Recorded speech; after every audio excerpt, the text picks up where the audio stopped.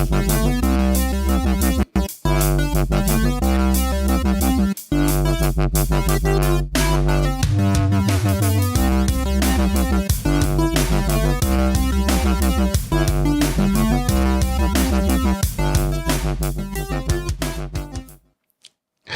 everybody, welcome to another episode of the LitRPG podcast, episode number 182 of the show.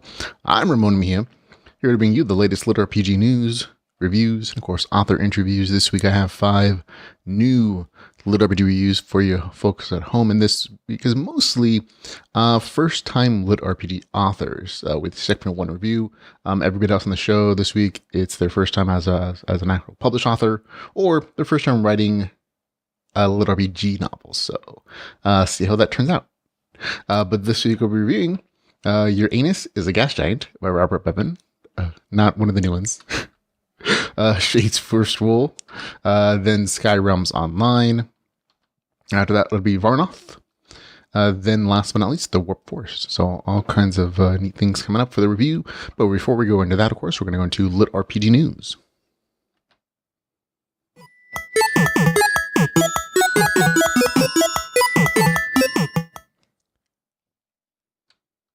And in LitRPG news, we're going to begin with Luke Chimlenko. He actually released some amazing commission artwork for his Ascend Line series.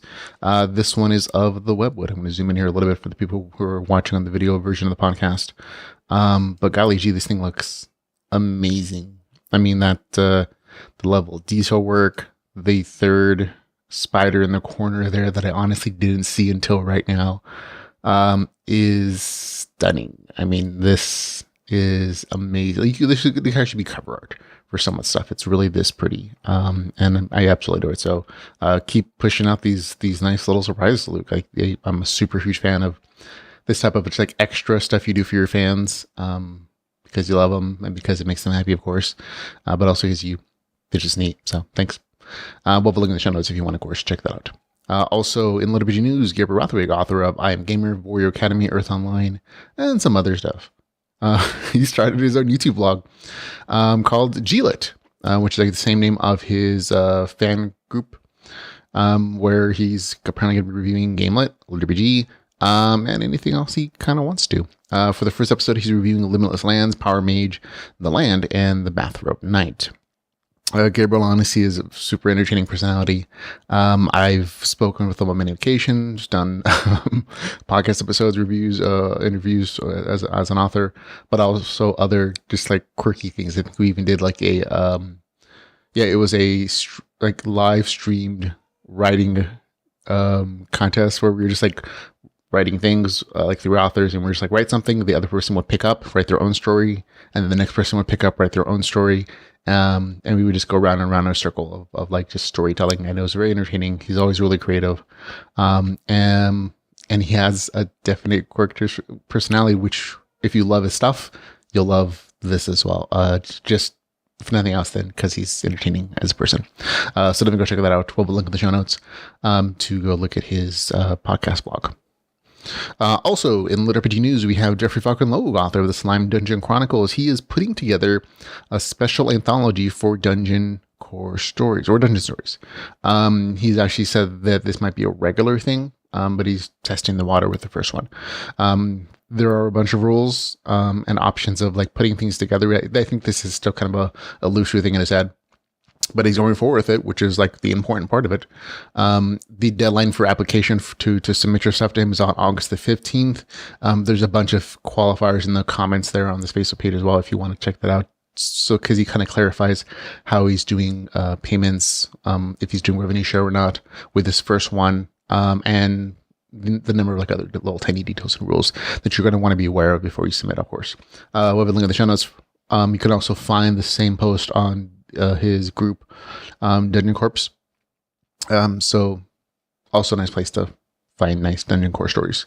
But definitely go submit if you have like a Dungeon Core story, that a short story or something that you don't mind publishing with Jeff Falcon Lowe and getting some publicity that way.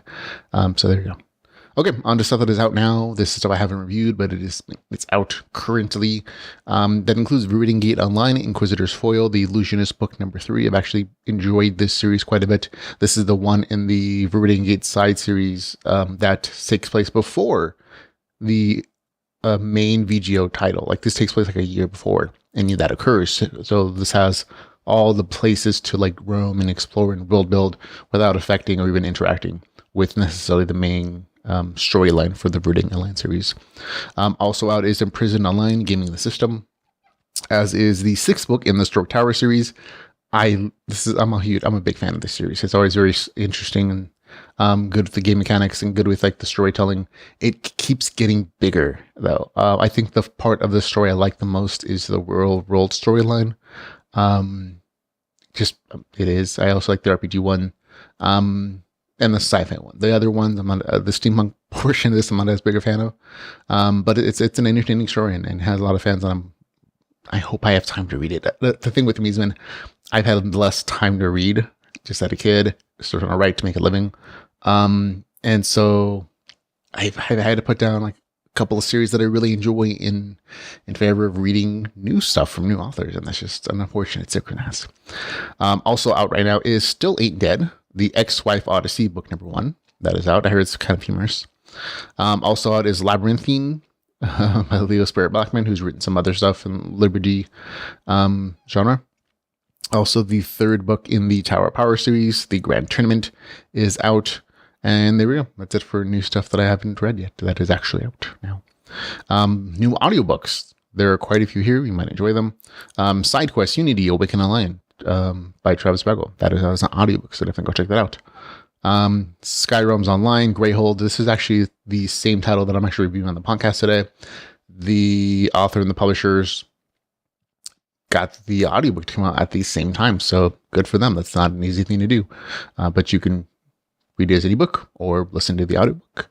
I will suggest that you listen to the review first before you spend your money. Also out is Big Trouble Small Medium by Andrew Sipple.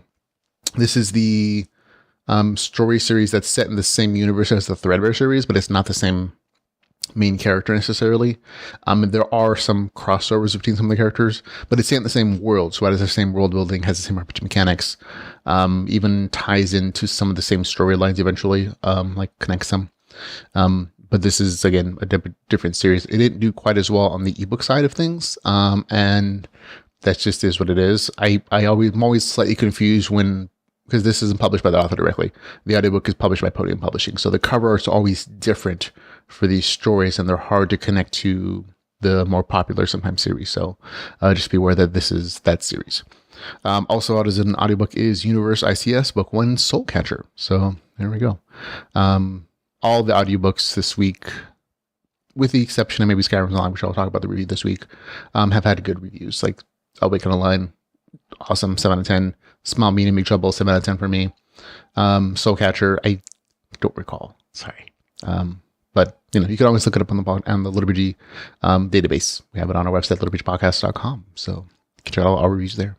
On to upcoming LitRPG. We have, this is where I read off a bunch of stuff that's coming out in the near future.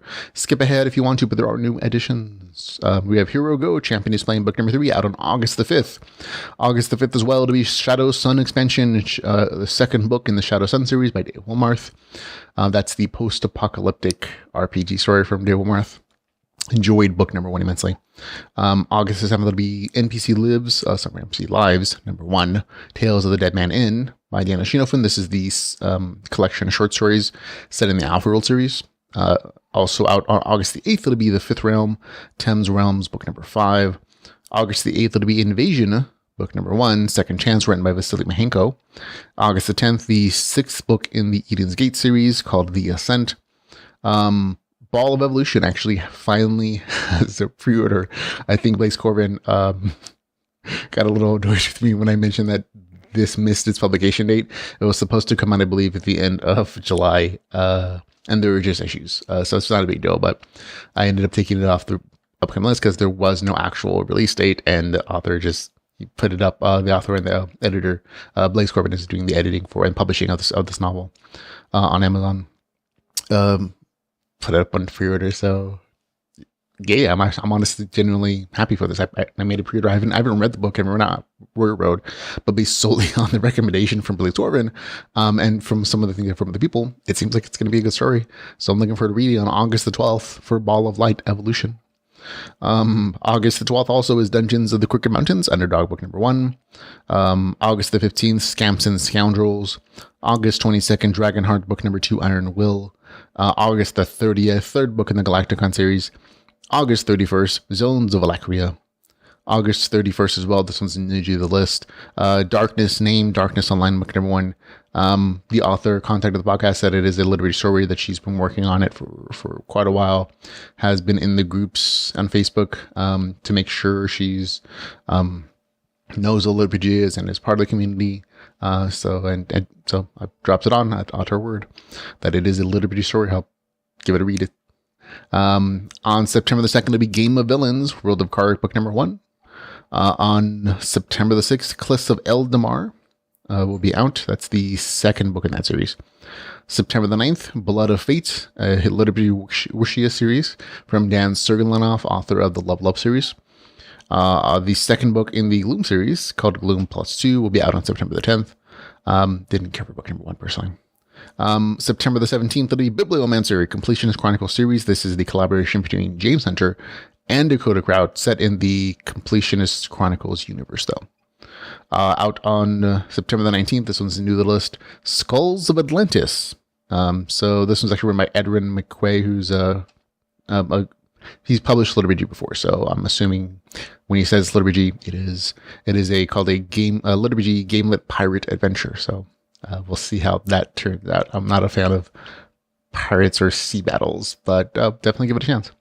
Out in September sometime, it's going to be his first song, book number 2. On October the 3rd, it'll be Quest for Power, Hero Online book number 2. This one came out, the first book in the series came out recently, I think it was last week. Book 2's cover art, it's similar to something else I've already read. I figured the cover art is just one of those pre-made cover arts that's sold online, and so I think the artist sold it to different people. But the other author who used it is also a LitRPG author. I just can't remember for the life of me what the name of that title is, but I've seen it before. Just don't get them confused. Out on October the 6th is Dungeon of the Gods, a LitRPG journey, LitRPG Online book number 2. October 21st, Dead Man's Retinue. This is the third book in the NPC's Path series. And that's it. All the way up through October, we got stuff coming out, stuff for you to plan ahead, whether you're an author scheduling your publishing or a reader who wants to schedule when they can afford to get all these books. That's how I use it. There you go. On to, though, new releases and reviews.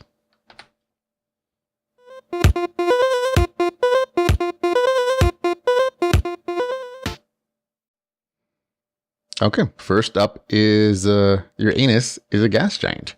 Caverns and Creatures short stories. This from Robert Bevan. Robert Bevan to me is always absolutely the funniest LitRPG author in the genre. His humor is very specific, though.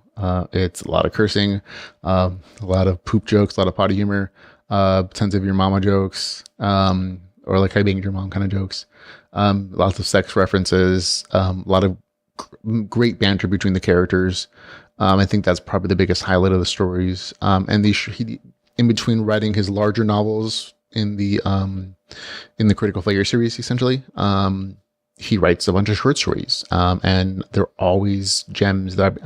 Most of them are gems. A few have been not amazing, but most of them are gems. And whenever I read them and I see them come out, I'm like, it's always a highlight of my day because they're short. They're like these nice little nuggets of delightness and humor that I always enjoy. And this one's no different. It is 43 pages, $2.90, available in Unlimited. Short description. Pressure mounts as Cooper and the CNC gang try not to offend a dangerous woodsman. Can Cooper stay clinched long enough for them to flee to safety? I really think you enjoy this one. It's a gas. So it's, like I said, it's always a highlight of my day when I get to read a new CNC short story, basically. And again, this one's not indifferent. Bevan has continued to write good short stories that are funny and these little nuggets of delightfulness. I actually genuinely love that this one is wrote from Cooper's perspective. I think he's a character that doesn't get a lot of love because of his low cruising score and the things that happen in the stories. He's definitely always like this comedic foil. And it's interesting to see his perspective and his thoughts as he's like going through this whole situation. And it's entertaining to me.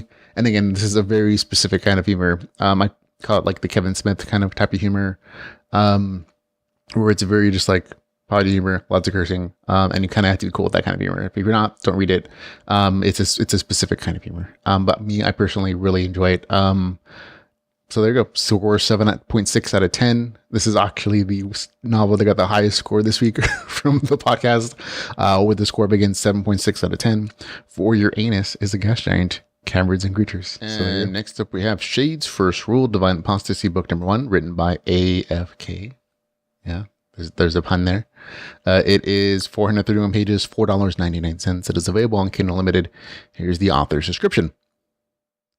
A new LitRPG world has arrived. It's Ruin's Ascension Day, and he finally dies for the first time. His newly revived body can learn spells and abilities from the class given to him by the goddess Uru, and dying is no longer permanent. Ruin's high intelligence makes becoming a mage inevitable. With his new powers, he will locate his parents and clear their family name, but nothing goes as Ruin imagined. When a rival god tries to kill Ruin shortly after his disastrous ascension, his focus turns from his future to just surviving. His choices place him in the middle of an ancient war, and he must overcome the limitations of an unexpected class to reach level 5. Only then will he have the tools he needs to survive. But dying now comes with a terrible penalty, and failing Guru might not only cost him his life and the loved ones, but his entire world. So there we go.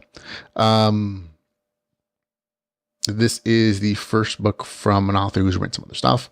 You go into the name AFK here, and that's perfectly cool. Full disclosure, I received a man's copy for review. I purchased the novel when it became available. The review on this is kind of a mixed bag, and that's unfortunate. There's some sections that I thought of the story that were really quite good, but there were a lot of frustrating moments for me when I'm reading this, and I was like, oh, this hurts my brain. And it kind of made the overall experience less than good. So it's not going to get a 7 out of 10 for me. It does get a 6 out of 10. But I'm going to explain the things that I liked about it, the things that I didn't, and kind of point out the things that are really just personal things for me, where I was like, this bugs me. If it doesn't bug you, you may still like this kind of stuff. First of all, the good stuff. The RPG stuff is well thought out. And it's even, if there are some places in the story where it feels a little padded, to make it feel crunchy. The RPG stuff matters, and it's consistently used throughout the story. I think the relationship between the main character, Ruin, other characters, Sift and Blappy, that particular, those character interactions and those character developments and that kind of friendship stuff and the banter there is a highlight of the novel. Like, it really is. Like, if the story was just those 3 characters, this would have been like a really good story, to be honest, because their relationship, their dynamics is really just kind of fun and entertaining.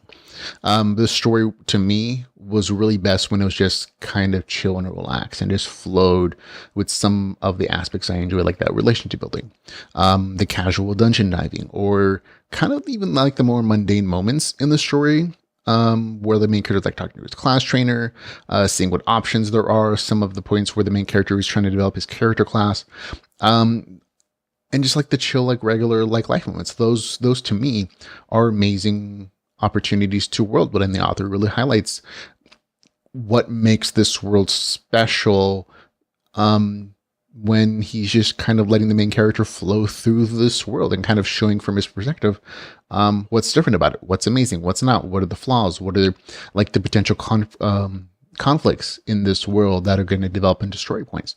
I think those were the places where I was like most entertaining and most engrossed in the story, because it didn't feel like I was trying to be a particular thing. It wasn't trying to be a LitRPG. It just was a story, and it had RPG elements that made sense within the context of the story.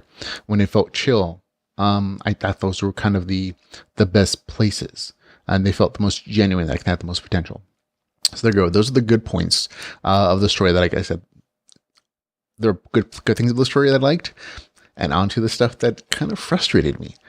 And most of the frustration comes from a place where like I could see potential in the story, and I was like, oh, this is really going to go in a great place, and then bam, something happened. The storyline is a bit of a mess, and it's just frustratingly forced sometimes. I mentioned this before, when the story is just chill and kind of going in its own pace, in its own direction, where it's like developing to me feels like a natural place. It's really entertaining. It's good, but there's some places in the story where I felt like it was being forced in a particular direction for a perceived plot line, or for a setup for a serious point, or just to be a thing. The novel starts out with a YA kind of premise and vibe, where the main character gets his RPG class, and it's kind of a coming of age vibe. He needs to get this like a really good class so that he can prove that his parents aren't traitors, and that's how the story begins. Then there's a betrayal. And I'm not going to talk about specifically that'll spoil the story, but the main character ends up in a class he thinks sucks, but luckily something else happens that may change his luck, and he gets a potential advantage. All that's fairly standard LitRPG stuff. But then the story kind of changes into the slice of life thing, where he's like learning about his class, and there's some hints he can be really powerful. Fine so far. But then, and I actually think that the bits where there are some places in the story, and this is totally personal, where there are things that are set up that I thought were going to be really cool. Like the bag of holding he gets, which goes by a different name, and it's part of the class thing. And the author spends quite a bit of time explaining and developing what the mechanics are and what it does.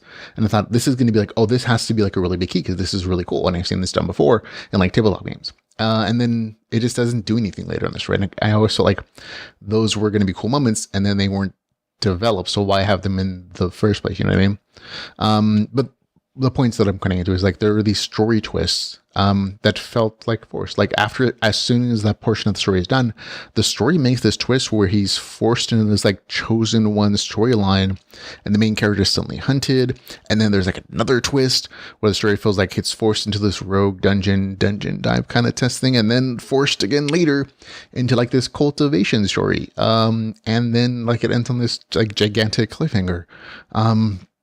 And ultimately, by the end of the story, I kind of realized that there were a bunch of plot lines that are started, and very few of them are resolved. And like the stuff with the parents, which is mentioned in the novel description, it has a beginning, and it's literally, it is there, and it may be a serious plot line. But past that initial mentioning at the beginning, you kind of forget that it even exists. Like it's never really mentioned again in the story. And part of it is the fact that the main character kind of steps away from the normal world. And I'm trying to be too spoilery here. But it literally, the main storyline just freezes. And then like 70% of the story takes place somewhere else, where the main character is kind of power leveled a little bit. And then he comes back and the main storyline starts again. But then by then it's like, oh, story's over. And so a bunch of storylines were just sort of abandoned and never really developed. And again, this may be stuff that the author's trying to set up for future books. That's perfectly fine. But it kind of was just like really frustrating. Not just because of the undeveloped or like unresolved storylines, but also just because the novel really did feel like, oh, the author is trying to hit some highlights of like popular LitRPG stories, where it's like, oh, cultivation, adding a dungeon dive, adding a chosen one story, making it a YA, coming of age story, and then plus like kind of forcing a little bit some crunchy LitRPG stuff. And it just felt frustrating because, again, like the best parts of the story were just where the story was relaxed, and it was what it was without feeling forced into a plot line necessarily. It's like, okay, there were other issues, of course, like some of the main characters' initial power structures feels unearned. He gets some really cool advantages, but he doesn't really earn them. He gets like amazing gear that feels more like it should fit for a level 20 character, not a level 1. He's magically good at a bunch of stuff. The story sets up as like other people have to practice for decades to be good at it, but he's really good in the first few minutes, and he's like a master sometimes at it. I'm like, okay. And like there's story explanations for this, but because of the way it's set up, it just feels, to me at least, that the main character gets powers and advantages that he doesn't really earn, and that's slightly frustrating for me. Overall, I think the story has potential. I really do. And that's probably why it feels so frustrating, is because I feel like this could have been like a really good story, but there are these issues, for me at least. like I said, I can make guesses about what this author may be trying to do here to try to kind of justify it to my brain. Like the author's setting things up for the future series storylines. But again, because there are no resolutions to a lot of series plot lines, it just sometimes felt like the author was just changing his mind about what he wanted to write, or that he was trying to check some boxes for what's good LitRPG. And either way, the frustration overshadowed the good parts for me, unfortunately. And again, so this is going to get a 6 out of 10. That's not a bad review score for me. It's not boring, which is 5 out of 10. It's not bad, which would be 4 out of 10. It's just not good for me, which would be a 7 out of 10. So it's a 6 out of 10, which means there's stuff here that really bugged me enough that it wouldn't be good for me. But you may like it. The things that frustrated me may be highlights for you. They may not frustrate you at all, in which case this will be a good story for you. So keep that in mind when you're deciding what to read. So for me, Shades First Rule, Divine Apostasy, book number 1, it gets a score of 6 out of 10. And next we have Sky Realms Online, Grayhold, a LitRPG adventure, written by Troy Osgood. This is 415 pages, $2.99. It is available on Kindle Unlimited. Here's the author's description. Sky Realms Online is the largest and most popular virtual reality MMORPG ever made. Set amongst the mystical floating islands of Harkarth, it's played and enjoyed by millions per every hour, until something goes wrong. Unable to log out, the players find themselves reduced to level 1, and in the starting zones. They receive a cryptic message from the developers stating that for unknown reasons they are trapped in the game and may have to live out their lives within the virtual world. Hall is one of those trapped in the game. He's been playing Skyrim Online as a spear-wielding skirmisher ever since the beta. And instead of panicking as many do, he decides to make the most of it, to play the game and live his life, all while quietly hoping that the developers will find a fix. It doesn't take how long to find out that while some aspects of the game are the same, the difficulty level is beyond anything he's ever experienced. Together with a new party of trapped players and NPCs with canned answers, Hal will find out just how different Skyrim's Online has become, and how playing a game is different from living the game. So there we go. Full disclosure, I received Advanced copy for review. I purchased the copy when it became available. Okay, this is another one from a first-time LitRPG author. The author has other stuff out there. The novel has a really pretty cover. I'll say that about it. But I was mostly bored with the story, and that's unfortunate. The story isn't poorly written. And what I mean by that is that it's on a technical level, not broken, and it's not poorly written in that respect. However, there are story issues, and that the novel and the story never really gave me a reason to care about the main character, or a slice of life adventure. This is something that's really specific to like a slice of life story. And I'll get into that in a minute. So after the annoying setup of the story, which I'll also explain, you really just follow the main character as he and his group of friends explore the world, go on quests, and fight monsters. There's no real plot, and you're just following the main character and his group as he does stuff. And again, this is essentially what a slice of life story is, so that's perfectly fine. And I like slice of life stories. I know other people don't, just because they feel like they're not plot.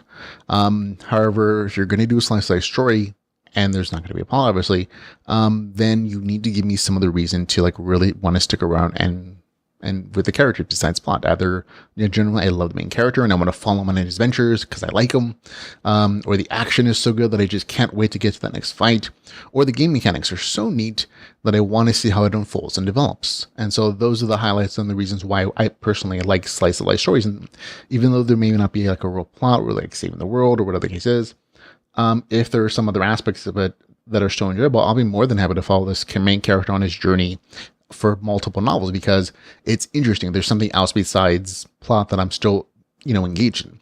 Unfortunately, none of that was here. And so I got bored. There's a minor amount of character development for the main character, but nothing really for the other group members. And so just from that alone, I was like, why should I care about this guy and what he does? And that was never really developed for me, at least. The action in the story, it's okay. It's not bad. Not amazing. The RPG stuff, pretty standard. Levels, quests, that kind of stuff. Nothing amazing about it, but also nothing like nothing bad, nothing amazing. There are lots of quests, but ultimately there's kind of no purpose behind. Like a lot of the story feels like the main character is just kind of floating around. Learning what the difference between the new game mechanics and the old ones, kind of whining about like, oh, suddenly I was max character, but now I'm level 1. Am I going to ever get back to the world? That's a minor point of it. And just like going on quests with meeting other characters, kind of exploring a little bit. And that's what it is. And that's perfectly fine. There is no purpose though. And that kind of shunted things down, that even in a slice story, if there's like a goal, you can still kind of get the feeling of like, oh, they're doing these things for a purpose. There's like a reason for them to do this. And that was never really here. Also, not really an antagonist in the story. There's one that's hinted at towards the end of the novel that's like, oh, that might be the series antagonist for book 2 or book 3 or the series. But there's no real antagonist in this book. I will say that the ending quest of this novel is actually quite entertaining and it's good. And it actually added some like real potential with the series. Like, oh, there's a glimpse of town building mechanics, and there's a potential plot line that might develop into book 2 that I thought may be interesting. But I was still kind of bored with the other 90% of the story. There are a few things I found annoying about the story. The premise just doesn't make sense to my brain. It's a weird alternative version of Trapped in the Game setup. The players get their minds uploaded during Attack on the Game servers. They're taken offline for 2 whole years. And when no one can figure out how to put them back in their bodies, the game company just decides to restart the game and let the trapped players play. Only they add realism, the sensation of pain, and possibly permadeath. And I'm like, that doesn't make sense to my brain, and it honestly isn't needed. Like, that setup doesn't honestly lend itself to the storyline. And I to some degree, I feel like the author put it there because of Sword Art Online. Like, maybe he felt like, oh, this is how these stories start. I watched Sword Art Online, and whether that's the case or not, that's kind of the vibe that I got. It maybe sound like weird commentary or like some poke at genre tropes to some degree. It didn't come off that way to me though. It just felt odd, and it's not like it's not justified or it's not consistent in the story. Like, it's consistent, but it just didn't make sense to me. So there we go. Another thing about me were the constant comparison the main character made between the old game and the new version. And this is like super heavy in like the first 40% of the novel. It continues throughout the story where it's like, oh man, this mechanic is completely different from the old game. And he would explain all the rules about the old game and then what the new thing goes in this world. And it kept bugging me because we, as the reader, never saw the old game. Like, you see it a little bit in like the first like intro portion of it, but none of the rules for that game were ever explained to us. So in my brain, I'm always like, why is he just making these comparisons to something I've never seen as a reader? What's the point? Or why not just tell me what the rules are in this new story? Because the old rules don't matter because they don't exist. They don't apply here anymore. So the comparison doesn't make sense. Like, the comparison would make sense if like there was a previous story to this where it was the regular MMO and suddenly the rules change in book 2. That's not the case though. It's just, these are just things that the character's going through. And so making that comparison didn't make sense in my brain. It just felt like, it felt kind of like whining to me. And I was like, oh, that's a choice. But it bugs me. So there we go. It just made the story a little harder to enjoy personally. Overall though, not bad writing. Again, I just was never really given a reason to care about this life-size story. So I was ultimately just kind of bored reading it. I did finish it. Again, the end questline story, actually good. But it wasn't enough to like make up for the other portion of the story. I was like, okay, this is stuff that's happened. It's not like badly written. Action is decent, but I don't really care. So there you go. So for me, you could score a 5 out of 10. Skyrim's Online Grayhold, a LitRPG adventure with a score of 5 out of 10. Okay, and next we have Varnoth, the Black Blade, book number 1, a LitRPG story written by Lavelle Jackson.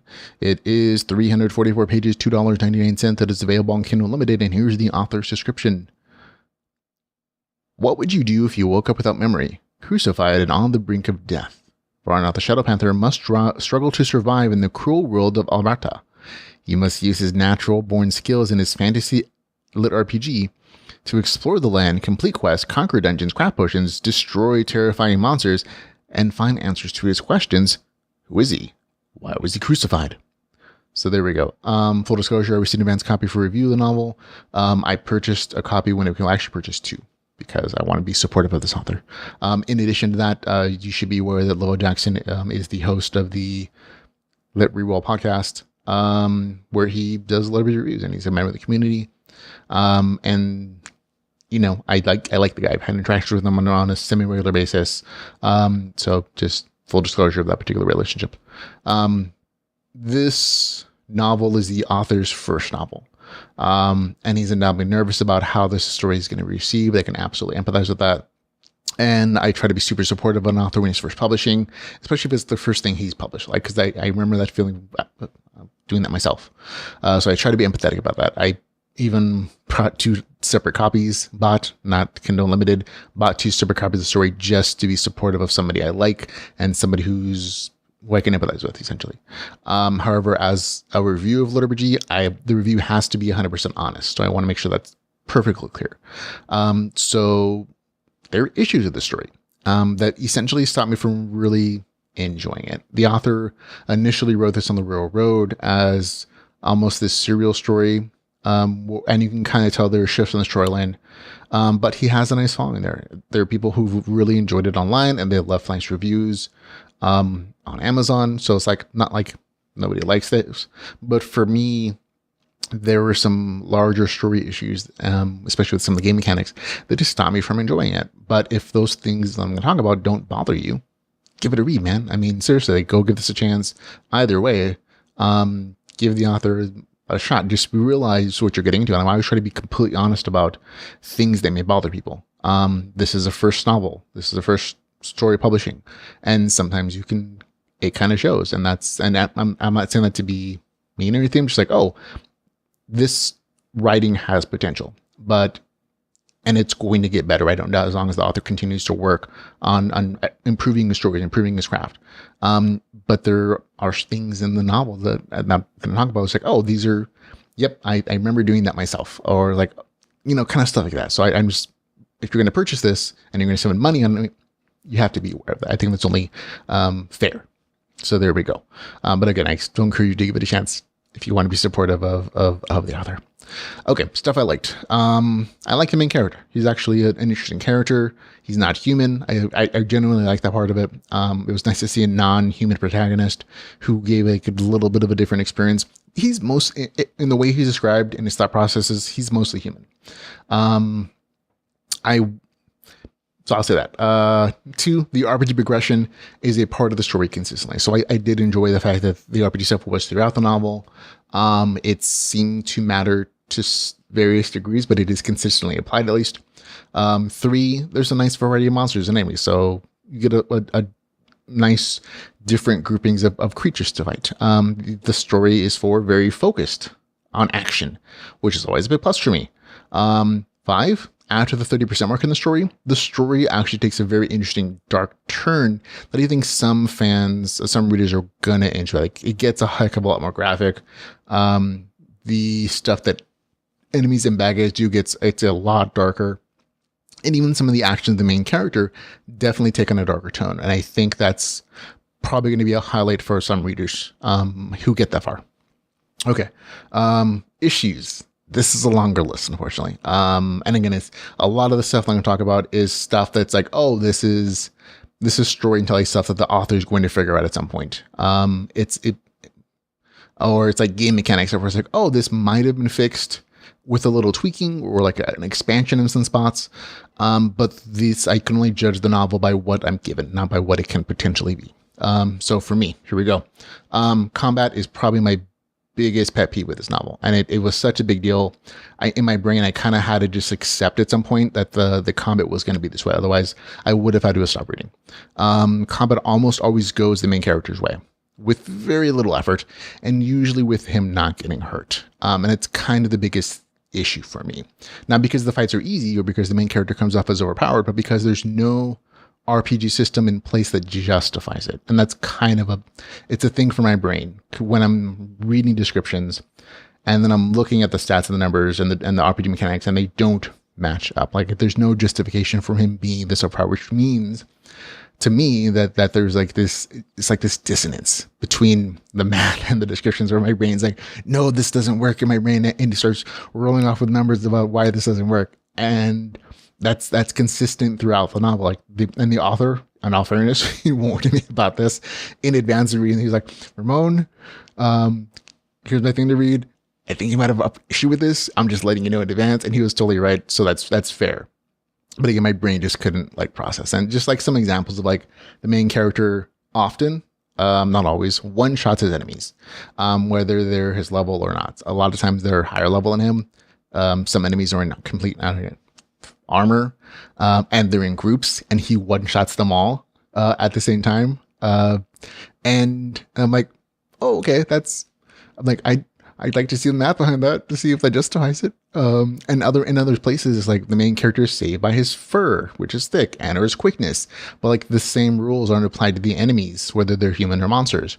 And that to me, I was like, oh, that's like, that doesn't seem fair. Like my brain literally has like this issue of like, I know the rules because he gave them to me. And I feel like they're not being applied in some instances, or like, but they're not being applied fairly. And that's an issue for my OCD brain sometimes. And again, that's me. If that stuff is matter to you, it's not going to be an issue for you. There are other things like he's often like super skilled in every weapon he picks up, but there's no RPG justification. And it's not like that. I mean, it's something I'm putting up. The story, the game mechanics are established that, oh, people have weapon skills and that's what makes them good. Like there's another character. And the story has I think it was like level 8 in archery, and she's a really good archer, but the main character picks up a bow for the first time. And again, he doesn't have memory. And he's magically amazing at it. The same thing with the short swords or like some other weapons. And it's like, oh, RPG system doesn't show that should be the case. And so there were a lot of things like that bothered me. There were also like legitimate things in the explain RPG system that aren't explained, but they exist. For example, this is probably the biggest one that kept bothering me. The main character gains an increasing amount of attributes at every level, so they're not like consistent. It's not like he's gaining 10 stat points every level, right? Instead, at level 2, he gets 10 stat points. At level 3, he gets 12 stat points. At level 4, he gets 13 stat points. At level 10, he gets 18 stat points. And even if it was just like, oh, there was like an extra 1 every time, or like 1 less than the level, whatever, that would be fine. But it's not consistent, and there's no explanation of why that happens, because those stat increases become a big part of why he becomes overpowered. Even though he's overpowered the entire story. And I'm not saying there's not a reason for it, why this all occurs. It's just not explained to the reader. So it's like, oh, it just is. And so that always kind of bugged my brain, because again, it wasn't a consistent number, and it wasn't even a consistent increase in those numbers.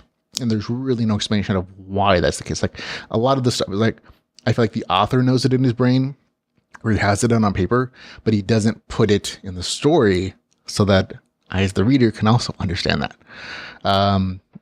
And again, I worked about the weapon skill stuff. The XP system sometimes felt like it was there to power level the main character.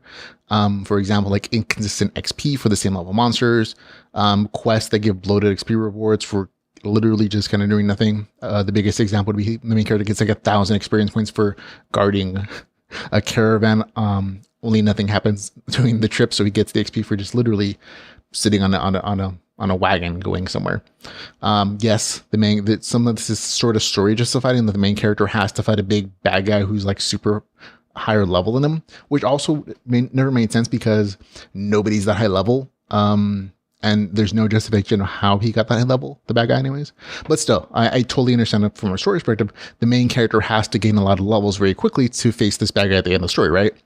But because of the way it was done, like it sometimes felt like the main character wasn't earning those levels and that power. And it was just, it bothered my brain again. And one of the other things, like, and this is more of a storytelling thing, the bad guys felt kind of flat. They were certainly really bad. Like that's one of the things that either it's going to enjoy or it's going to bug you is the description of the antagonist. They're all evil. Like they're really evil. Like the descriptions of some of the things they do in the story are like slightly disturbing. But they're definitely evil and bad. And so they're established as bad guys, but that's kind of the only note they have to them. There's nothing really else that's relatable to them. There's nothing like to make you even slightly empathetic. They're just like hardcore evil bad people. So when the main character comes and kills them or defeats them, great. You're like, oh yay, and it makes them look really good. It just wasn't as enjoyable because there's nothing more to any of the bad guys besides just being evil and bad. There's no depth to them besides just doing evil for evil's sake. Even like when there are a few circumstances where like it doesn't make sense for you to do this evil bad stuff, but you're doing it anyways because you're an evil bad guy, and that's kind of what it felt like to me. So it not a terrible thing. Didn't read the story. She's like, oh, that's that thing that you'll learn later on as you're writing. Like, oh, that's going to improve at some point. Other than those issues, the story was pretty decent. Like I said, there are things that I enjoyed. There's a nice hook in the story where the main character waits up crucified with his memories. It's not developed particularly well, I'm going to say, because it's something in the beginning and then she's like, oh, it kind of felt like it's eventually resolved towards the end. And I know it's one of those stories. She's like, the author was probably just writing it as, oh, this is a good hook. And then he went off and did other things and he kind of remembered at some point, oh, it's right. I should probably make sure that's resolved. And it is resolved. I'll give him that. Along with the memory stuff, but it almost feels like it's a casual incident of like, oh yeah, by the way, here's some resolution for these other things. So I'm like, oh, okay, that's fine. Again, a lot of those stories about the main character wandering from place, scanning quests, killing monsters, helping people, advancing his class stuff, all that's really decently done. There's a little bit of a revenge plot line, but that's really just a reason to go on more adventuring. But overall, it's just slice of life. And it gets a little dark mid to late story, which I think is going to again be it'll be an interesting thing for some readers who like that kind of stuff. I thought it was nice. I thought it was interesting. I should say, not nice. It's gruesome sometimes. But again, there are issues that just stopped me from enjoying it fully. And that's just, some of this stuff is just going to be me. Not everybody has those issues with RPG mechanics or unjustified OPness. And, like I said, and there are people who really enjoy this. There are already good reviews day one for people who are on the Royal Road who liked it as he was reading it. And so that's definitely a plus in his favor. So if those issues don't bother you, go read it. Go give it a chance. Like, go download a sample if you're really kind of on the fence. So that, it's also on Kindle Unlimited. So it's not like it's a huge risk. But for me, I have to be honest. I can't, even though I like the guy, I have to be 100% honest in these reviews. So for me, it gets a score 6 out of 10. That's Varnoth, the Black Blade, book number 1. And again, a 6 out of 10 is not a negative review score. It's not boring, which is a 5. It's not bad, which is a 4. 6 really is just like, wasn't good for me, but you may like it. So there we go. 6 out of 10 for Varnoth, the Black Blade. There we go.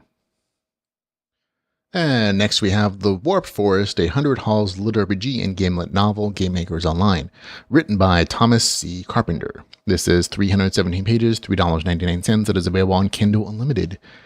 Here's the author's description. Could you defeat the world's hardest immersive game? Alexandria Duke must learn how or risk losing everything. When Alex joins Gamemakers Online, she finds there are no newbie areas, no tutorials, and nothing but vicious critters hunting her down. This seems like an impossible task, but Alex is a veteran platinum achievement hunter who has solved previously unwinnable scenarios. She won't give up now. As she delves deeper into the game, she discovers it hides sinister secrets. If she can survive the first year in Gamemakers Online, then she'll lose more than her own life. And that novel description alone tells you that the author has plenty of writing history and is good at his craft. This story was written by Thomas K. Carpenter, and it took me a little while to figure this out. The author has a whole nother series called the 100 Hall series, and it's a magical fantasy world and magical academy. It's like a modern magical society. So modern magical stuff, a modern world, just like magic there too. And that threw me for a second because it's not really mentioned that there's an existing series in the beginning of the story. It's something I figured out by the end of the novel. And it was kind of a question mark. Why is this world magical at some point? But the author is essentially trying to tie into his other series, and he's trying to tie into his existing reader base, which explains some of the reviews were like, oh, I'm not a gamer, but I thought this was good. I'm like, okay, so that's why that makes sense. You don't have to have read the other series to enjoy this. This is definitely a standalone story. The author does plenty of world building to make it entertaining, interesting, but you might enjoy a few little other nods if you've read that other series. But again, it's not required in any way. I haven't read it. I still like this story. So on to the review. It's a decent slice of life, XP grind story, cap-ended by good character. I think that's the best way to describe this. The character development in the story is the best part of it.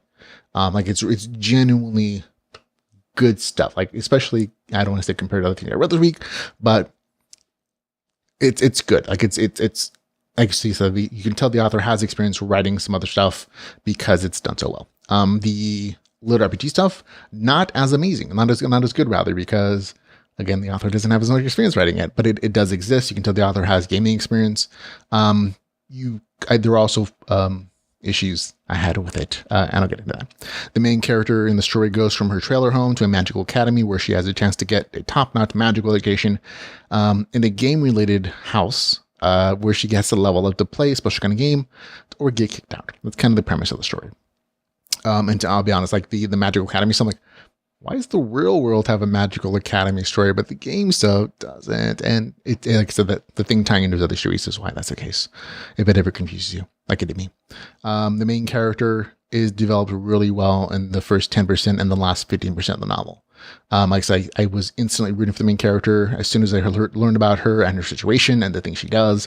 The author does a really good job establishing her game cred from the beginning.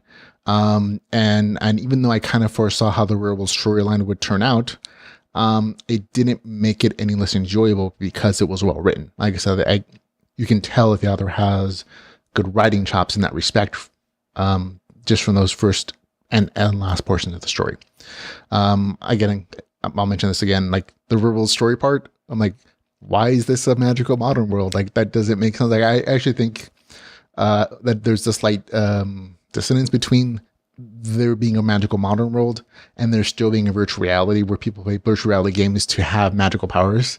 But again, that's literally there because the author's tying this into his regular story worlds, his regular popular, magical academy series, and that's perfectly fine. But again, that's why it exists. So there we go.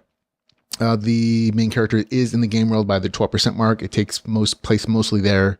And the story focuses early on survival and learning the rules of this RPG fantasy world. And then it's kind of a big XP grind. And there's nothing wrong with that. It can be very entertaining to some degree. Game mechanic wise, there's nothing really special here. There are a few, at least not at the beginning.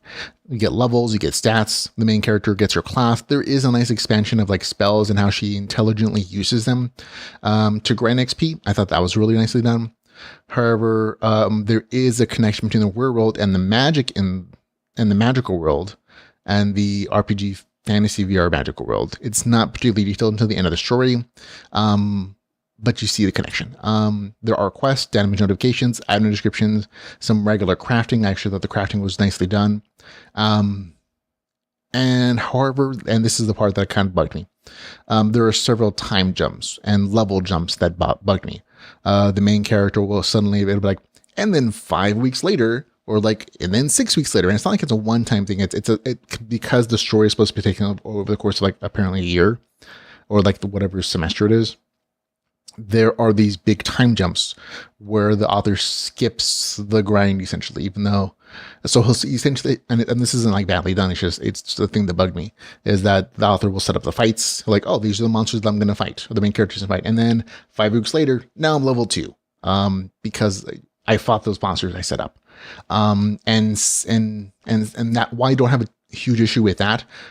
It did make some of that power progression feel a little less useful because that's a lot of times I have developed powers and strategies and structures that I as a reader would have enjoyed probably reading. In addition to that, there are level jumps where the main character is literally going from level 5 to level 11 in the space of a sentence.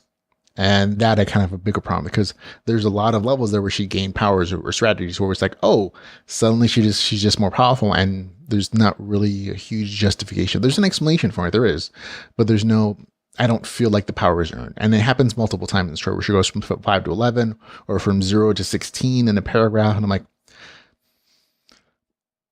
oh, I wish those have been expanded, or I wish I felt like those powers had been earned a little bit more.